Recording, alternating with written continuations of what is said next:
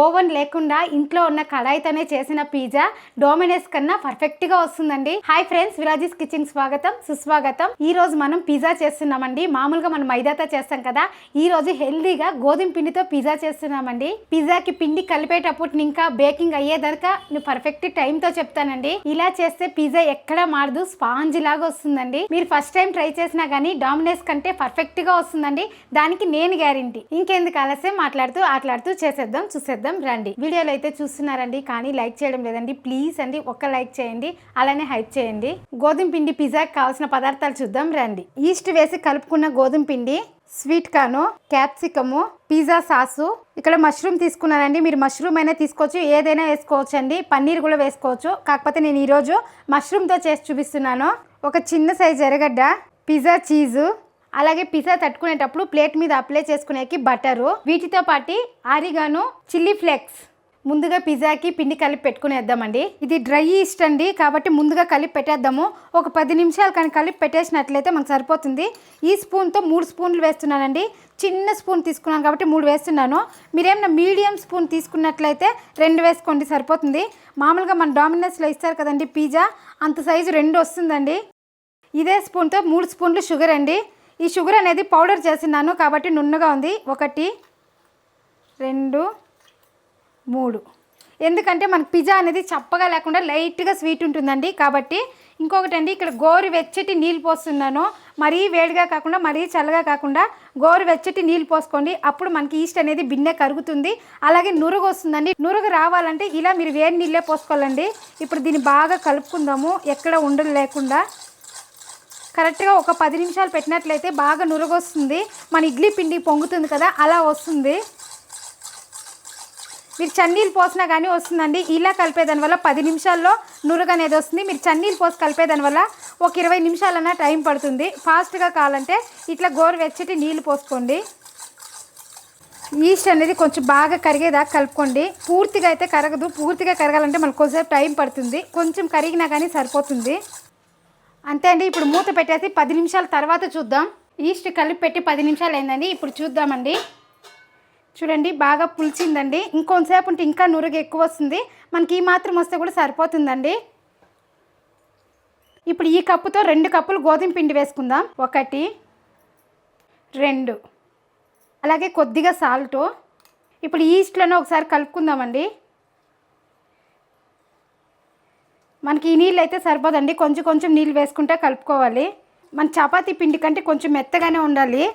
ఇక్కడ నీళ్ళు వచ్చి నేను చన్నీళ్ళే వాడుతున్నాను, మీరు కూడా చన్నీళ్ళే పోసుకోండి. మనం ఈస్ట్కి మాత్రం గోరువెచ్చటి నీళ్ళు పోయాలి, ఎందుకంటే బిన్నె పొంగు వస్తుంది కాబట్టి. గోరువెచ్చటి నీళ్ళు మనకి ఇప్పుడు కలుపుకునేకి వచ్చి చన్నీళ్ళే అండి. ఇవి కొంచెం కొంచెంగానే వేసుకొని కలుపుకోండి. ఒకే పరి వేసినా కానీ మనకి ఎక్కువ మెత్తగా అయిపోవచ్చు. పిండి ఇలా కలుపుకునేటప్పుడు మీకు చేతికి ఏమైనా అంటుకుంటా ఉంది అనిపిస్తే కొద్దిగా నూనె వేసుకొని కలుపుకోండి.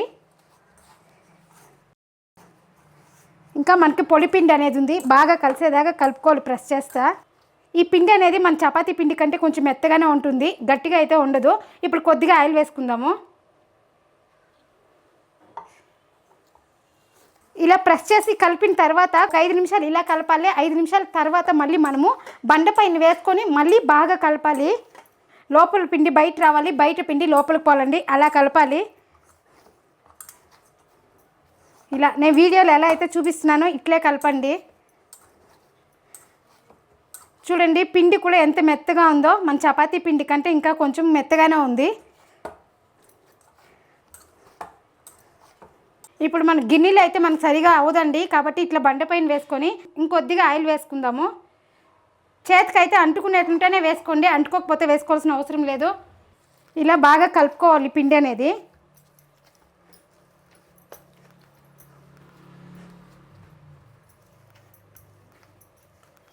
ఇలా ప్రెజర్ చేసి కలిపేదాని వల్ల పిజ్జా అనేది బాగా పొంగుతుందండి, చాలా బాగుంటుంది. మనకి డోమినోస్లో ఎలా అయితే ఉంటుందో సేమ్ అట్లానే ఉంటుందండి. కాకపోతే మైదా కావాలంటే మైదా వేసుకోండి. ఇక్కడైతే నేను హెల్తీగా ఉండే దానికోసం గోధుమ పిండి వాడినానండి. చూడండి, ఇలా ఒక 5 నిమిషాలన్నా ఇలా ప్రెస్ చేసి కలుపుకోవాలి.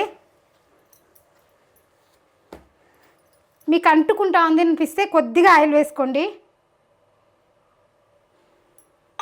మనం మామూలుగా డొమినోస్కి వెళ్తాం కదండి పిజ్జా తినాలంటే ఎంచక్క ఇంట్లో చేసుకుని ఉంటే ఫ్యామిలీ మెంబర్స్ అందరూ కూర్చొని తినచ్చండి. అలాగే ఎన్ని పీసులు కావాలో అన్ని పీసులు తినచ్చండి మనం ఇంట్లో చేసుకునే దానివల్ల. పిజ్జా చేయడం చాలా ఈజీ అండి. నేను వీడియోలో ఎట్లయితే చూపిస్తానో సేమ్ ఇదేలాగా కలుపుకోండి మీరు కూడా. ఇలా కలుపుకున్న తర్వాత మనం ఇలా మడత పెట్టేసి గిన్నెలో పెట్టేస్తాము. ఇందాక కలుపుకున్నాం కదా, అదే గిన్నెలో పెట్టేసి పైన కొద్దిగా ఆయిల్ వేయండి. ఇలా ఇప్పుడు ఎక్కువగా కలిపినాం కాబట్టి మళ్ళీ ఎక్కువ కలపాల్సిన అవసరం లేదండి. ఇప్పుడు పిండి అయితే కలిపేసినామండి. మినిమం ఒక 1 అవర్ అన్నా పక్కన పెట్టేయాలి. 1 అవర్ తర్వాత చూద్దామండి. ఇప్పుడు పిండి అయితే కలుపుకునేసినాం కదండి. పిండి అనేది కొంచెంసేపు బాగా నానాలండి.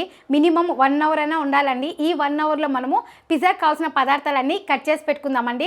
అది కూడా ఏ సైజులో కట్ చేసుకోవాలనేది కరెక్ట్గా కట్ చేసుకున్నట్లయితే పిండి అనేది రెడీ అయిపోతేనే పిజ్జా తట్టుకునేదే అండి. ఇక్కడ 2 రకాల పిజ్జా చేస్తున్నానండి. ఒకటి మష్రూమ్, ఇంకొకటి స్వీట్ కార్న్ అండి. స్వీట్ కార్న్కి మనము ఎర్రగడ్డ క్యాప్సికం వేస్తున్నామండి. అలాగే మనం మష్రూమ్ వేసినా కానీ ఎర్రగడ్డ క్యాప్సికం వేసుకుంటే చాలా బాగుంటుందండి. మష్రూమే కాదండి, దీని ప్లేస్లో మీరు పన్నీర్ కానీ వేసుకోవచ్చు. క్యాప్సికం కూడా మరీ చిన్నదిగా కట్ చేయొద్దండి, ఈ సైజులో కట్ చేసుకోండి, అప్పుడే బాగుంటుంది పిజ్జాకి.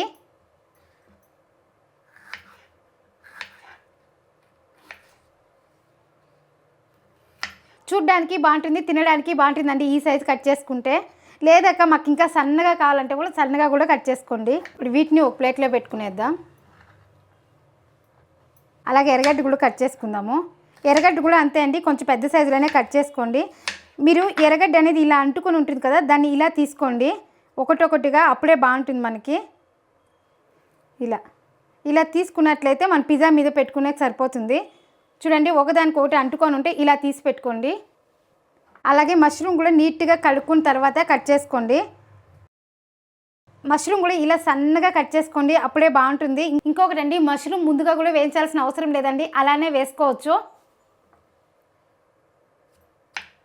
ఇలా ఈ సైజులో కట్ చేసుకుంటే సరిపోతుంది. ఇప్పుడు పిండి చూద్దామండి. చూడండి, పిండి కూడా మనం పెట్టినప్పుడు చిన్న ముద్దగా అనింది. ఇప్పుడు చూసారా ఎంత పెద్దదైందో. పిండి కూడా ఇలా ఉబ్బాలండి, చూసారా ఇలా ఉండాలి మనకి పిజ్జాకి, అప్పుడే బాగా వస్తుంది. ఇప్పుడు దీన్ని ఒకసారి కలుపుకుందాము. కలుపుకునేదంటే మీరు బాగా విడగొట్టేంత కలుపుకోవద్దండి, ఇలానే ముద్దలాగా తీసుకోండి. లోపల ఉండే ఎయిర్ అంతా బయట పోకూడదండి. అలాగే ఎక్కువ కూడా ప్రెస్ చేయకూడదు. ఇలా తీసుకున్న తర్వాత దీన్ని ఒక ముద్దలాగా తీసుకుందాము. ఇక్కడ 2 ముద్దలు చేస్తున్నామండి. మనం చేసుకున్న పిండి క్వాంటిటీకి వచ్చి 2 పిజ్జాలు వస్తుందండి.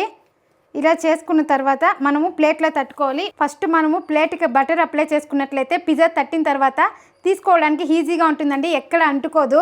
అలాగే టేస్ట్ కూడా బాగుంటుంది. ఇలా ఫుల్ పూసుకోవాలి. అలాగే మీరు అంచు భాగానికి కూడా కొంచెం పైకి పూసుకోండి, ఎందుకంటే పిజ్జా అనేది కొంచెం ఉబ్బుతుంది.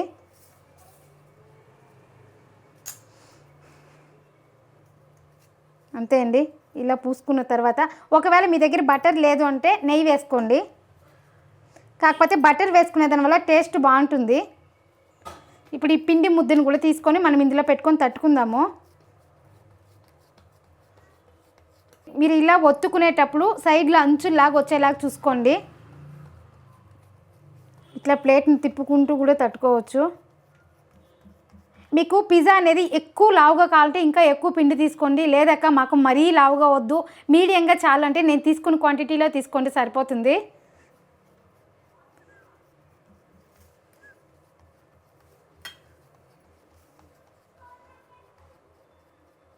ఇలా అలాగే మధ్యలో ఏమైనా మీకు మందంగా ఉంటే కూడా ఇట్లా బాగా తట్టుకోండి, సరిపోతుంది. నేనైతే ఎక్కువ లావుగా లేకుండా మీడియంగా చేస్తున్నానండి.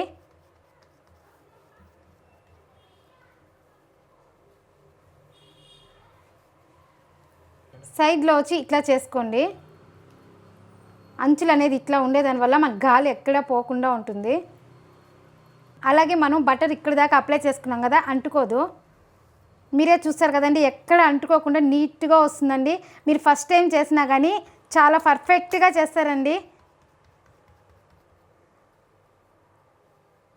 నేను ఫస్ట్ టైం చేసినప్పుడు వస్తుందో రాదో అనుకొని చేసినానండి, కానీ పర్ఫెక్ట్గా వచ్చింది. ఇలా తట్టేటప్పుడు మైదా అయితే జారుతుందండి, గోధుమ పిండి కాబట్టి ఎక్కడ జారలేదు, నీట్గా వచ్చింది. వచ్చింది.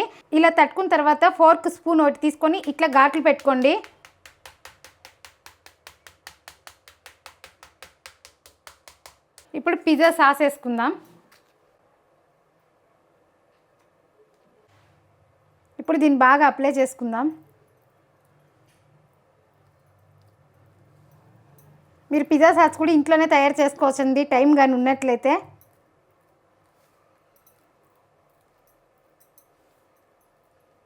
ఇలా ఫుల్ అప్లై చేసుకోండి. మీకు పిజ్జా సాస్ అనేది ఎక్కువ వేసుకుంటే నచ్చుతుందంటే కూడా ఇంకా వేసుకోండి. నేనైతే ఇక్కడ మీడియంగా వేస్తున్నాను.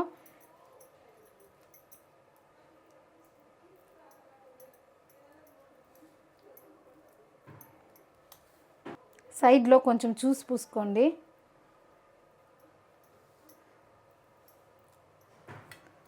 ఇక్కడ మనము పిజ్జా అనేది ఓవెన్లో చేసేలేదండి, స్టవ్ పైనే చేస్తున్నాము.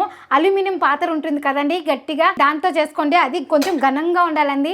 ఒకవేళ మీ దగ్గర ఇది ఘనంగా ఉండేది లేకుండా ఉంటే స్టీల్ కడాయినా అంతే అండి, ఘనంగా ఉండేది చూసి తీసుకున్నట్లయితే మీకు పిజ్జా అనేది ఓవెన్లో ఎలా అయితే వస్తుందో అదే పర్ఫెక్ట్గా స్టవ్ పైన వస్తుందండి. ఇప్పుడు ముందుగా మనము స్టవ్ అంటించి పెట్టేద్దాము. మీడియం ఫ్లేమ్లో పెట్టేసి బాగా ఉడికెక్కాలండి పెనం కూడా, అప్పుడే పిజ్జా అనేది బాగా వేగుతుంది. ఇప్పుడు కొద్దిగా చిల్లీ ఫ్లేక్స్ వేసుకుందాం. మీకు కారం చూసి వేసుకోండి.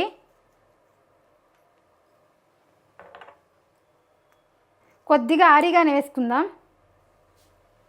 అలాగే మనం ఏ వెజిటేబుల్ పెట్టుకోవాలనుకుంటున్నామో అది పెట్టుకుందామండి.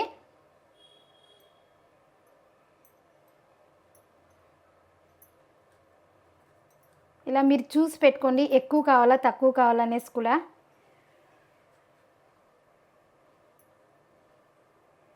మష్రూమ్ అనేది బిన్న ఉడికిపోతుందండి, కాబట్టి నేను ఇక్కడ వేయించలేదు, అలానే పెట్టాను. అలాగే మధ్య మధ్యలో క్యాప్సికం కూడా పెట్టుకుందాము.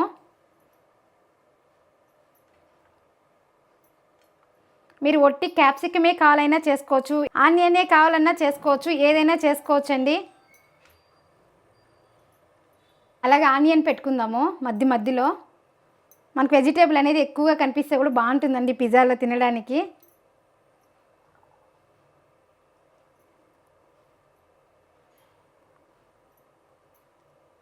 చూసారు కదండి కలర్ఫుల్గా ఎంత బాగుందో. ఇప్పుడు పిజ్జా చీజ్ తురుముకుందాం. ఫుల్ పడేలాగా తురుముకోండి.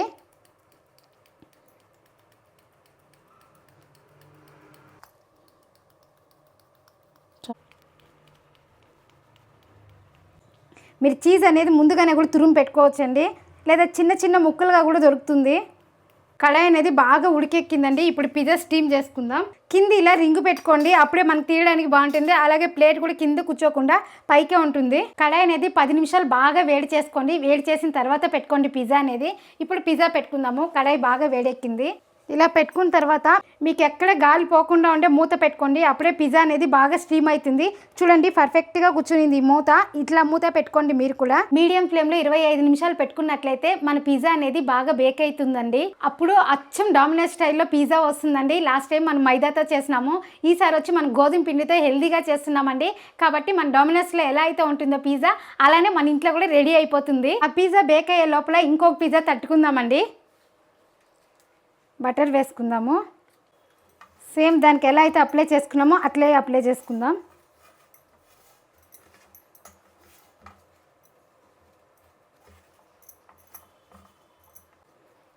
ఇప్పుడు మిగిలిన పిండిని ఇలానే తట్టుకుందాం. అదే మన మైదా తట్టుకునేటప్పుడైతే ఇలా తడితే ఇట్లా వచ్చేసేదండి, కాకపోతే మన గోధుమ పిండి కాబట్టి స్టిఫ్గా ఉంది.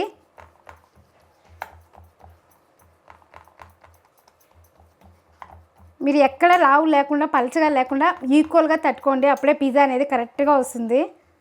ఒకటి మనం అలా స్టవ్ మీద పెట్టేసిన తర్వాత వేరే ప్లేట్ తీసుకొని ఇలా తట్టుకునే లోపల అది అయిపోతుందండి ఆ పిజ్జా అనేది. అది తీసి ఇంట్లో వాళ్ళకి చేసినా కూడా దీన్ని పెట్టినామంటే అది తినే లోపల ఇది అయిపోతుంది. అంచుల కాడ మాత్రం ఇలా చూసుకొని ఒత్తుకోండి. ఇప్పుడు ఇలా ఫోర్క్తో పెట్టుకుందాం ఘాట్లు. ఇప్పుడు పిజ్జా సాస్ వేసుకుందాం. ఇప్పుడు మొత్తం అప్లై చేసుకుందాం.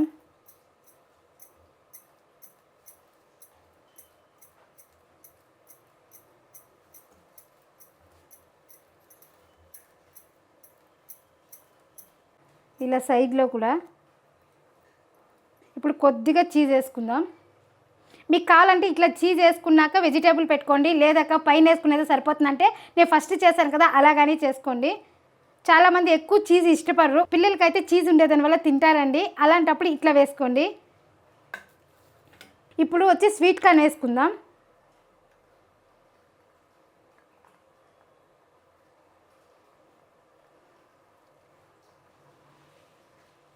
మీకు ఎంత కావాలో చూసి వేసుకోండి.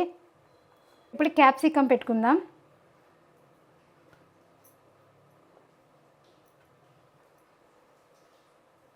ఇప్పుడు ఆనియన్ పెట్టుకుందాం. ఇప్పుడు దీనిపైన చిల్లీ ఫ్లేక్స్ వేసుకుందాం. అలాగే ఆరిగాను వేసుకుందాం. ఇప్పుడు చీజ్ వేసుకుందాం. నేను తురుము పెట్టుకునేసినానండి ఈసారి.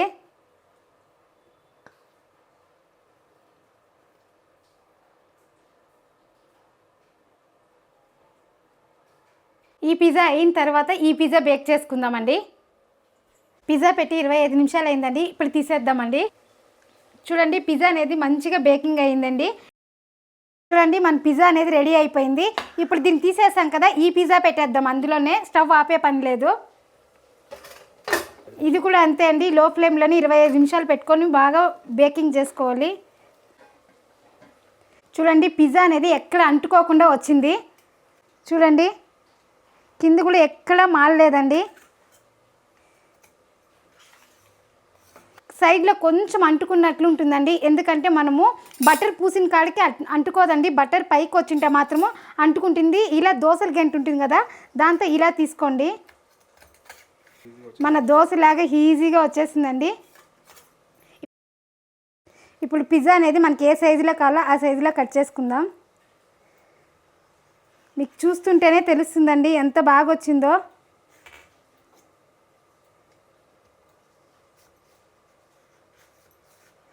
ఇక్కడ నేనైతే మీడియంగానే కట్ చేస్తున్నాను. మనం మష్రూమ్ వేసాం కదా, మష్రూమ్లో ఇంకా కొంచెం వాటర్ వస్తుందండి, అది కొంచెం తేమ అయింది. చూసారా?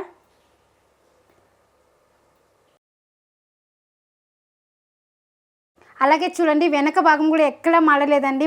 అంతే అండి, మన నార్మల్ పిజ్జా ఎలా వచ్చిందో అలానే వచ్చిందండి. చూడండి, మీకు ఎక్కడ మాడని కూడా లేదు, కరెక్ట్గా వచ్చింది. అది కాకుండా మనం గోధుమ పిండి అండి వేసింది. గోధుమ పిండిలో చేసినా కానీ పర్ఫెక్ట్గా వచ్చిందండి. మీరు కూడా ఇలానే ట్రై చేయండి. స్వీట్ కార్న్ పిజ్జా కూడా అయిపోయిందండి. చూడండి, ఇలా ప్లేట్ ఉంటే ఎత్తడానికి కష్టంగా ఉంటే దోశలు గంట ఉంది కదండి, దాన్ని ఇట్లా కింద పెట్టుకొని ఇట్లా పైకి లేపినట్లయితే ఇట్లా తీసుకోవచ్చండి ఈజీగా. చూసారు కదా, ఎక్కడ కాలకుండా ఈజీగా పైకి తీసేసామండి. చూడండి, ఈజీగా వచ్చేసింది. చూడండి, ఎక్కడ మారలేదు. ఇప్పుడు టేస్ట్ చూద్దాము.